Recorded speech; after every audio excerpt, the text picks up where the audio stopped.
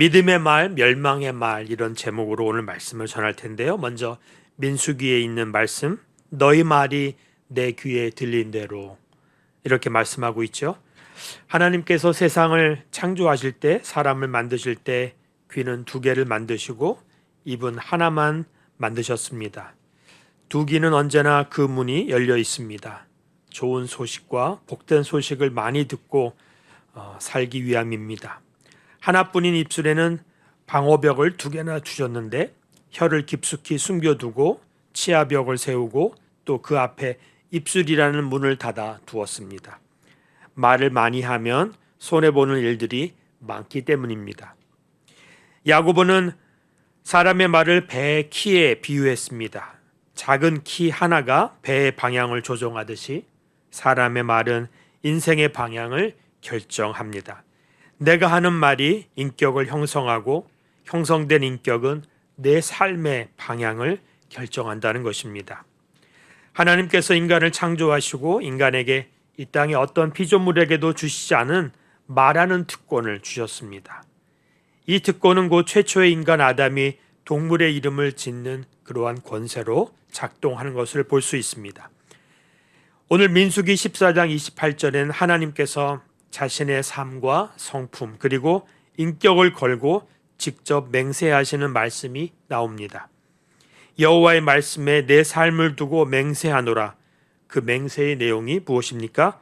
오늘 읽었던 말씀처럼 너희 말이 내 귀에 들린 대로 내가 너희에게 행하리니. 애굽에서 탈출해서 광야를 통과하던 이스라엘 백성이 이제 가데스 바네아라는 곳에 이르렀습니다. 이제 그토록 그리워하던 하나님이 약속하신 가나안 땅을 앞에 두고 하나님은 그 땅을 정탐하게 허락하십니다. 12지파에게 각각 한 명씩 지휘관 된 자 한 명씩을 보내게 하십니다. 모세의 명을 받고 40일 동안 정탐한 그들의 보고가 돌이킬 수 없는 문제가 되어버리고 맙니다. 갈렙과 여호수아는 믿음의 눈으로 그 땅을 보고 믿음의 보고를 합니다. 민수기 14장 7절 9절에 보시면 이스라엘 자손의 온 회중에게 말하여 이르되 우리가 두루 다니며 정탐한 땅은 심히 아름다운 땅이라. 여호와께서 우리를 기뻐하시면 우리를 그 땅으로 인도하여 들으시고 그 땅을 우리에게 주시리라. 이는 과연 젖과 꿀이 흐르는 땅이니라. 다만 여호와를 거역하지는 말라. 또 그 땅 백성을 두려워하지 말라. 그들은 우리의 먹이라. 그들의 보호자는 그들에게서 떠났고 여호와는 우리와 함께 하시느니라. 그들을 두려워하지 말라. 이렇게 말하고 있습니다. 하나님이 우리와 함께 하신다는 그 임마누엘 신앙, 이것이 구약에서부터 그 신약 마지막까지 계속 이어지는 것입니다. 하나님이 우리와 함께 하심으로 그들을 두려워하지 말라. 하나님이 말씀하셨고 하나님이 허락하셨기에 두려워하지 말라고 합니다. 신앙에 가진 믿음의 자신감을 가지고 지금 백성들에게 말하는 것입니다. 그런데 나머지 10명의 정탐꾼들은 어떠한 말을 합니까? 부정적인 말과 불신앙적인 보고를 합니다. 민수기 13장 31절 33절에 이렇게 말하죠. 그와 함께 올라갔던 사람들은 이르되 우리는 능히 올라가서 그 백성을 치지 못하리라. 그들은 우리보다 강하니라 하고 이스라엘 자손 앞에서 그 정탐한 땅을 악평하여 이르되 우리가 두루 다니며 정탐한 땅은 그 거주민을 삼키는 땅이요 거기서 본 모든 백성은 신장이 장대한 자들이며 거기서 네피림 후손인 아낙 자손의 거인들을 보았나니 우리는 스스로 보기에도 메뚜기 같으니 그들이 보기에도 그와 같았을 것이니라. 이 부정적이고 불신앙적인 말은 60만 이스라엘 장정들 사이에 전염병처럼 전염되었습니다. 하나님을 원망하고 모세에게 불평하고 심지어 애굽으로 돌아가자고 그들은 외치고 믿음의 보고를 한 여호수아와 갈렙 장군을 돌려 치려 합니다. 바로 이때 하나님이 말씀하셨습니다. 나를 원망하는 이 악한 회중에게 내가 어느 때까지 참으랴. 이스라엘 자손이 나를 향하여 원망하는 바 그 원망하는 말을 내가 들었노라. 그들에게 이르기를 여호와의 말씀에 내 삶을 두고 맹세하노라.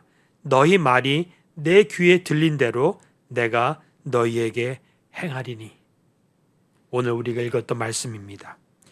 말씀하시는 하나님은 또한 들으시는 하나님이십니다. 말의 권세를 주신 하나님은 그 말이 주님 귀에 들린 대로 행하시는 하나님이시라고 말하고 있는 것입니다. 그래서 말의 특권은 곧 말의 책임을 의미하기도 합니다.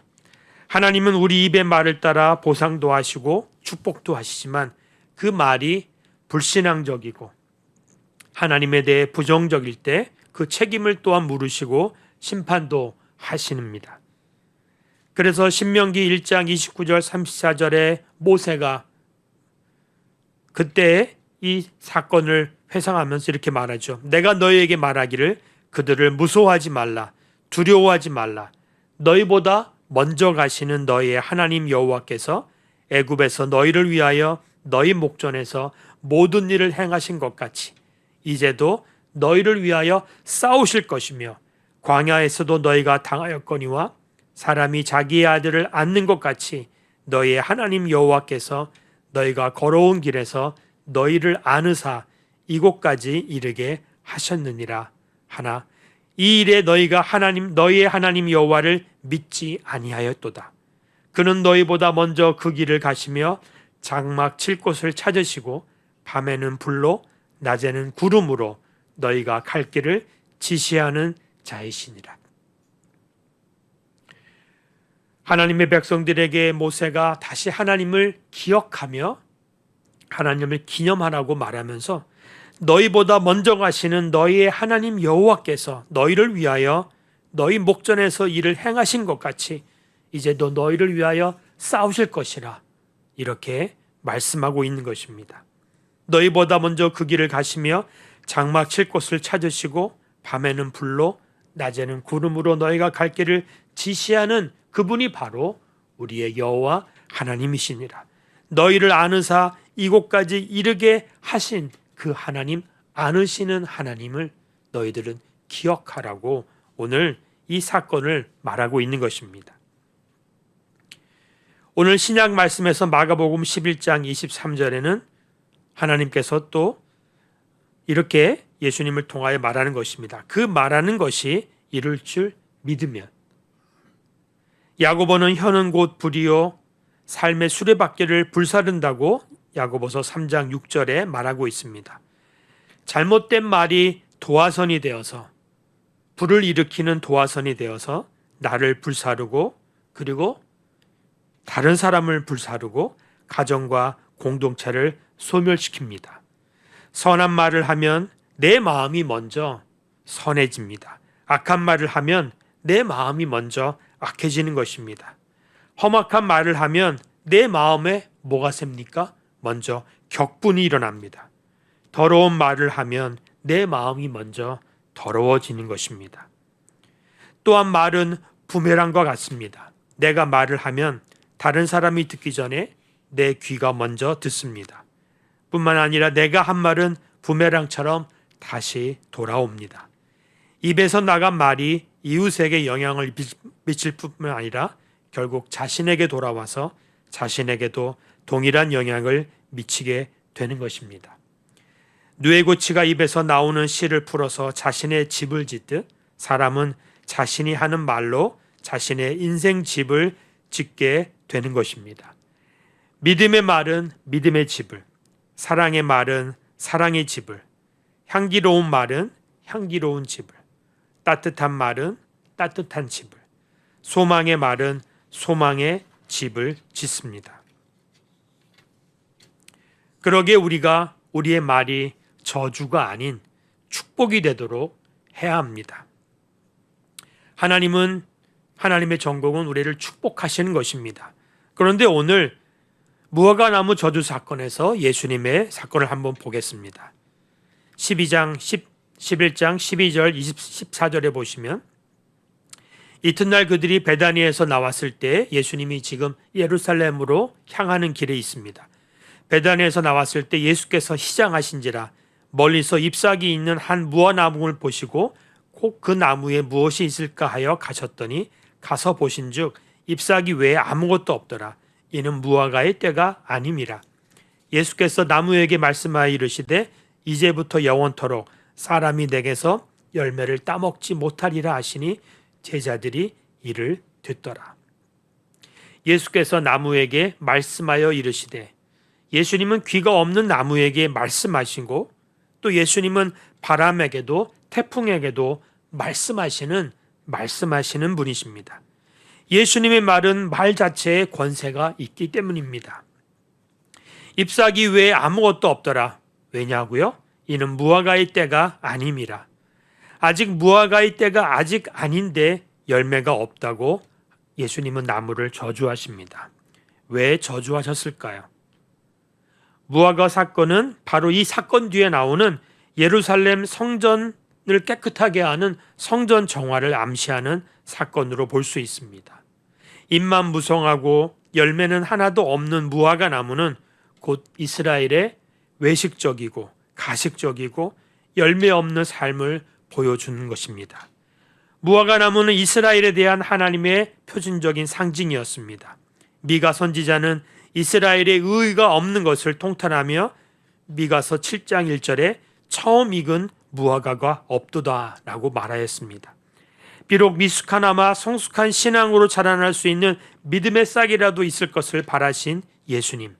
그러나 불행하게도 이스라엘에게는 그러한 믿음을 발견할 수 없었을 뿐만 아니라 오히려 메시아를, 하나님의 아들로 이 땅에 오신 구원자 예수 그리스도 메시아를 대적하는 패역함만을 발견할 수 있었을 뿐이었습니다. 오후에 그 길로 돌아오실 때 보니까 무화과 나무가 뿌리부터 말라 있었습니다. 베드로가 아침에 들었던 예수님이 무화과 나무에게 하신 말씀이 생각나서 이렇게 말하죠. 랍비여, 보소서, 저주하신 무화과 나무가 말랐나이다. 이때 우리가 기대할 수 있는 대답은 무엇입니까? 열매 없는 나무는 저주를 받듯 열매 없는 인생은 저주를 받는다입니다. 신앙은 회개에 합당한 열매를 맺는 것입니다. 무화과 나무 저주 사건의 결론은 사실은 이러한 결론 외에도 오늘 23절에 22절과 23절에 있는 말씀이 결론적인 말씀이라고 말할 수 있습니다. 즉 22절에 보시면 하나님을 믿으라. 내가 진실로 너에게 이르노니 누구든지 이 산더러 들리어 바다에 던지라고 하며 그 말하는 것이 이루어질 줄 믿고 마음에 의심하지 아니하면 그대로 되리라. 이는 제자들에게 하나님을 바르게 믿어서 믿음에 합당한 열매를 맺으라고 말씀하실 뿐만 아니라 또한 말의 권세를 가르치기 위해서 예수님께서 의도적으로 일으키신 사건이라는 것이 마가의 해석입니다. 마태도 마태복음에서 믿음의 권세를 가르치기 위함이라고 21장 21절 22절에 말하고 있습니다. 예수께서 대답하여 이르시되 내가 진실로 진실로 너에게 이르노니 만일 너희가 믿음이 있고 의심하지 아니하면 이 무화과 나무에게 된 이런 일만 뿐만 아니라 이 산더러 들려 바다에 던져지라 하여도 될 것이요 너희가 기도할 때 무엇이든지 믿고 구하는 것은 다 받으리라 하시니라. 믿음의 말, 민수기에 너희 말이 내 귀에 들린 대로 내가 너희에게 행하리니, 그리고 신약에 그 말하는 것이 이루어질 줄 믿고 마음에 의심하지 아니하면 그대로 되리라.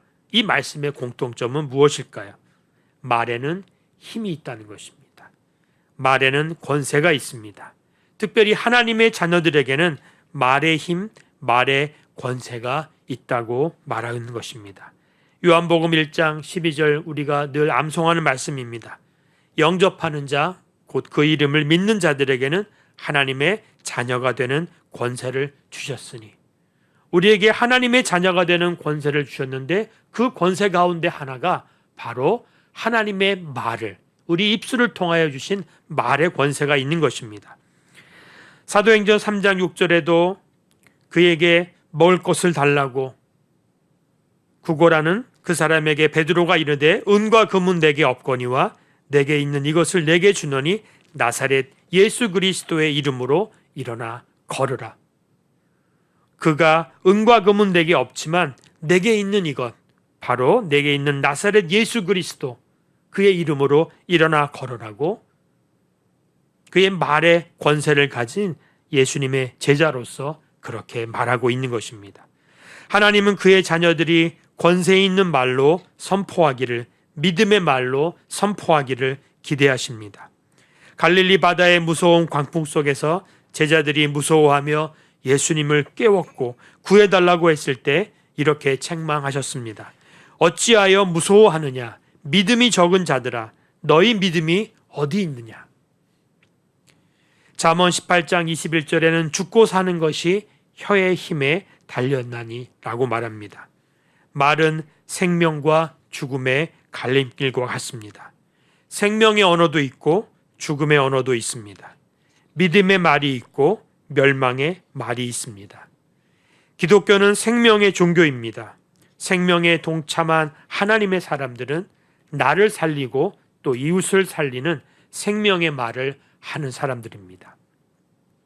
믿음의 말, 칭찬의 말, 격려의 말, 그리고 복음의 말, 따뜻한 말, 온유한 말, 사랑의 말, 소망의 말, 다른 사람을 살리는 말, 은혜의 말, 축복의 말, 생명의 말, 듣기만 해도 가슴이 설레는 그러한 표현들입니다.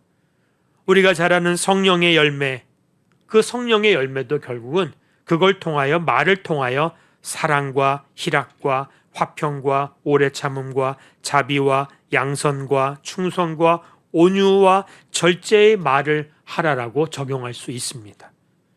하나님의 자녀들은 그 권세를 말로 누릴 수 있어야 합니다.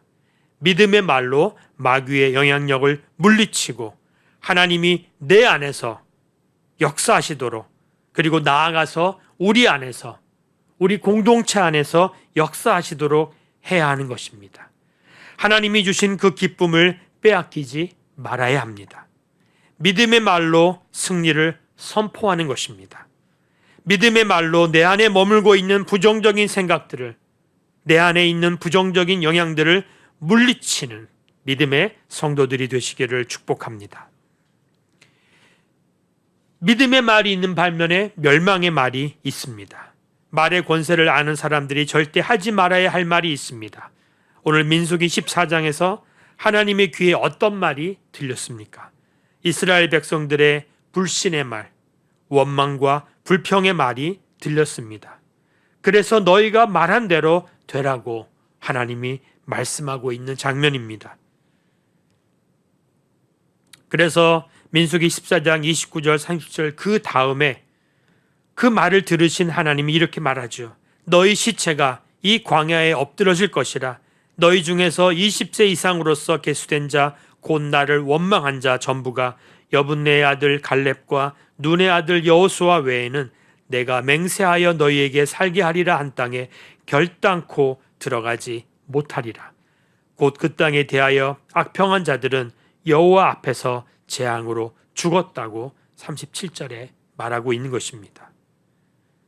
마가복음 11장 무화과나무의 저주 사건의 핵심은 하나님을 믿으라입니다. 믿고 말을 했으면 이룰 줄을 믿으라는 것입니다. 이스라엘 백성이 난공불락의 여리고성을 돌 때 절대 명령 한 가지가 있었죠. 모든 백성은 절대 침묵을 지키고 성 주위를 돌라는 것입니다. 만약 그들 가운데 어떤 사람이 이거 뭐 하는 짓이야? 우리가 돈다고 이것이 무너지나? 계속 돌고 돌다가 정말 돌아버리겠네 하고 누군가 불신의 말을 맺었다면 그 말은 금방 모든 백성들에게 전염이 되고 여리고성은 무너지지 않았을 것입니다. 그리고 마지막 그 모든 불신과 불안과 그들이 가지고 있는 답답함과 두려움과 의심을 떨치고 그들이 믿음으로 함께 소리를 질렀을 때 말씀대로 여리고성은 무너졌습니다. 잠언 13장 3절에 입을 지키는 자는 자기의 생명을 보존하나 입술을 크게 벌리는 자에게는 멸망이 오느니라. 이것을 세 번역으로 읽어보니까 이렇게 말하고 있습니다. 말을 조심하는 사람은 자신의 생명을 보존하지만 입을 함부로 여는 사람은 자신을 파멸시킨다. 입을 지키는 것이 자기의 생명을 보존하는 것이다. 입을 함부로 여는 사람에게 자신을 파멸로 이끈다고 말하는 것입니다. 잠언 10장 19절에도 말이 많으면 허물을 면하기 어려우나 그 입술을 제어하는 자는 지혜가 있느니라. 혀 곧 말이 가장 유익한 것이 될 수 있고 해를 끼치는 나쁜 것이 될 수도 있다는 표현입니다. 2026년 한 해를 살아가면서 우리가 어떻게 살아야 할까요? 믿음의 말로 생명을 살리는 복된 인생이 되시기를 예수님의 이름으로 축복합니다.